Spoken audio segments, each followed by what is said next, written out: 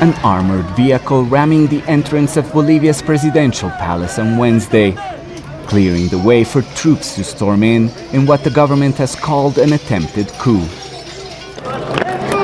The man who led the operation, General Juan Jose Zuniga, had been dismissed a day earlier.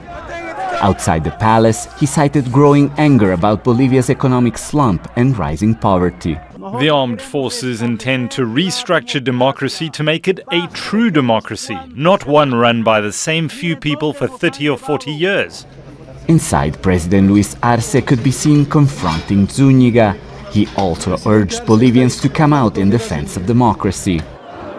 Supporters answered his call and faced off with soldiers outside the palace.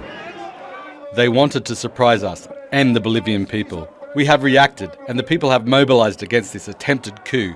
Thank you to the Bolivian people. A few hours later, the soldiers withdrew, and Zuniga was arrested. He then said, without providing evidence, that the president had asked them to stage the coup attempt. The president told me the situation was bad, and this week would be critical, that something was needed to increase his popularity. And I asked him, shall we bring out the armored vehicles? And he said, bring them out.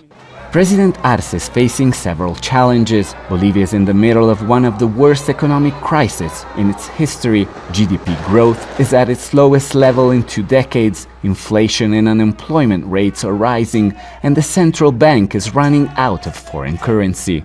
Protests are becoming more regular. Later in the evening, Zuniga and an alleged co-conspirator presented to crowds. A government official says they could face up to 20 years in prison. As night fell, calm returned to La Paz, but many Bolivians remained on the streets. Many citizens don't want to leave. They say, what will we do in our homes? We won't be calm. We don't want more coups.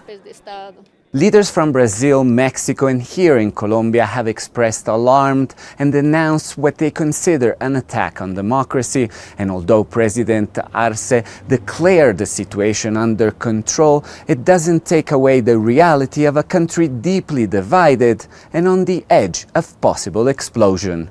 Alessandro Rampietti, Al Jazeera, Bogotá. Make sure to subscribe to our channel to get the latest news from Al Jazeera.